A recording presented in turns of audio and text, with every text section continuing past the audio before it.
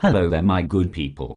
I trust that you have all settled into your seats with your tea and crackers and are ready to learn about what we mean when we talk about validating a computerized system.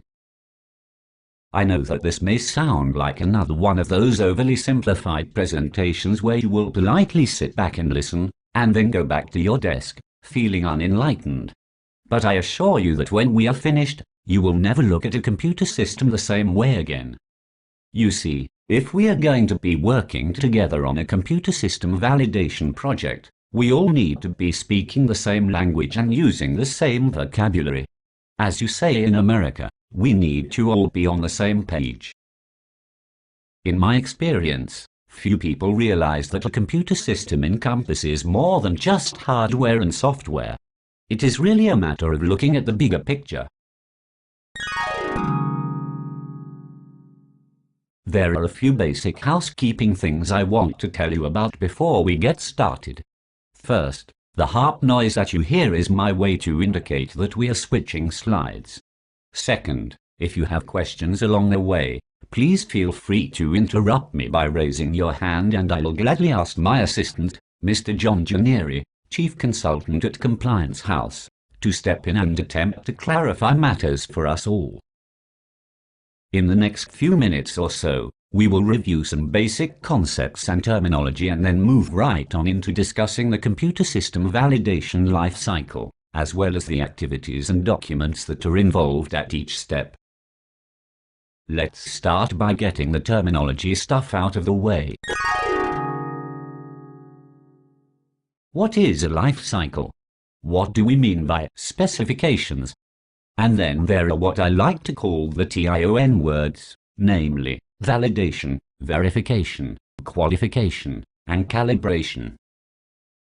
You will hear me say life cycle a number of times today, so let's clear this one up right now. A life cycle is the full period of time for which a system is around. In the US Department of Defense, where much of this material was originally developed, you will hear people refer to a life cycle as everything from the cradle to the grave. We will cover the life cycle concept in great detail when we talk more about the computer system validation life cycle in a few minutes. The next term, and this is an easy one, is specification. We use specifications to clearly define a system. Specification documents allow us to specify things like what we need from a system, and how we will construct and configure a system to get what we need. When you see the word specify, you should immediately equate this to the word define. Specification documents can be fairly detailed, but they do not have to be prescriptive. Instead, a good specification document should be descriptive. Later on we will talk about two particular kinds of specifications. One is the requirements specification, which defines what we need from the system, and the other is a design specification, which defines how the system will meet its requirements. Verification, validation, as well as qualification and calibration are all assurance-related processes.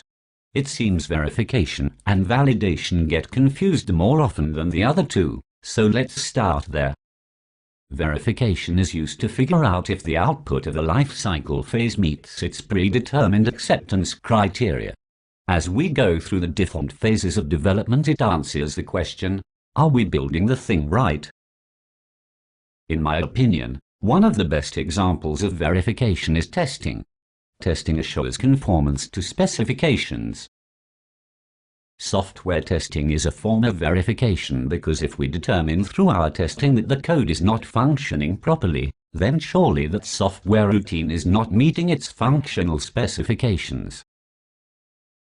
Validation is applied to systems, products or processes, including methods, assays, and protocols, as well as how we use more complex systems like software.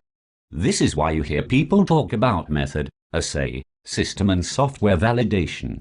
It answers the question, did we build the right thing? In the end, did we get what we wanted? An example that I recently experienced, I left a note on the kitchen table for my son the other day asking him to clean off the deck so we can stain it. When I got home, I saw the deck had been cleaned. In fact, he did a really good job, but the grill, the table and chairs, and the plant stands were still on the deck. So, although I verified that he did a good job of cleaning the deck, I didn't get the product that I wanted. In one sense, you could say that the overall validation failed because the deck hadn't been clear and it wasn't ready for staining. So you can have great, high-quality work products and assurances along the way, but the thing you wanted to be produced in the end doesn't meet your requirements. Now, it could be argued that I wasn't clear in my specification because clean off the deck to me means clean the deck and get everything off of the deck. In the parlance of you younger folks, I guess this was my bad. Qualification normally applies to equipment and to people. When you qualify something, you are showing that it is able to achieve a predetermined set of acceptance criteria. You can confirm that it does indeed have all of the attributes that it purports to possess. When equipment is qualified, we say that it is fit for use. When people are qualified, we are really saying that they have adequate skills, knowledge, and experience to hire them. One may choose to qualify equipment as an entirely separate activity prior to performing validation on the software. Finally, calibration is a process to check and adjust in accordance with a defined standard. It is done with instruments and at a far greater frequency than either qualification or validation. Since the focus of this talk is on validation, I thought I should include the FDA's definitions of validation. You will find these in your handouts. So, let's begin by considering what we really mean by a computerized system. If you look at a computerized system at a high level, it is specified or defined in terms of the software, the hardware, the people who develop, use and maintain it, the documentation, and finally the environment within which the system resides. The sum total of these 5 facets comprise any computerized system. I'm not making this stuff up. Trust me, if you read the FDA Guidance for Industry documents, you will find that these basic ideas are actually discussed. I like to refer to this idea of hardware, software, people, documentation, and environment as the 5 facets framework. This particular framework is intended to provide you with a conceptual view of how one can think about validation and qualification of a system and its constituent parts. Anyway, now that we all agree on what comprises a computer system, we're ready to talk about what it means to have a validated computer system. When we validate a computer system, we are providing assurances that the system, and all of its components, are performing and functioning as specified for our specific intended use. We validate the software, but of course, software relies on the underlying hardware. Unless your company is actually responsible for developing hardware, you are probably not validating the hardware, per se, but rather you are qualifying it to show it is fit for use. Are people validated? Not exactly. But we do our very best to hire individuals with the right background, experience, and education to do the job. We say that a person is qualified if they meet our job descriptions, which include requirements for that position and descriptions of their day-to-day duties and responsibilities. What someone doesn't know when we hire them can always be supplemented with continual, on-the-job training and recorded in training records. As far as documentation, this is a very broad category since it includes validation documents, policies, procedures, guidelines, standards, user manuals, and other records. One way that we gain assurance that the documentation is complete and accurate is through our internal review and approval processes. Documents are also maintained using document control systems, whether automated or manual, where we have version numbers and keep track of revisions. Lastly, as part of the overall computer system validation effort, we must confirm that the system is fielded in a suitable environment. This can mean any number of things, including monitoring for appropriate temperature and humidity settings, use of fire suppression systems, and adequate power supply.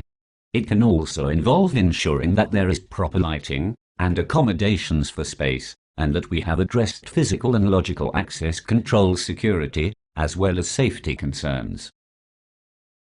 So now that we have a validated system, what do we mean when we say we need to control changes to the system? Once we have deployed the validated system, any changes to the system must be done in a very systematic and controlled manner. Change control is the process that ensures that we maintain and preserve the validated state of each of the 5 facets. We will return to this topic of change control in a moment. I see that it may be a good time to take a quick break, so everyone take a moment, stand up, and do some stretches. You might take this opportunity to ask John any questions that you have so far. We'll return in a minute to start our discussion of the computer system validation lifecycle process. So don't go running off quite yet. John, my good man, will you be so kind to shut off the video? Thank you, old boy.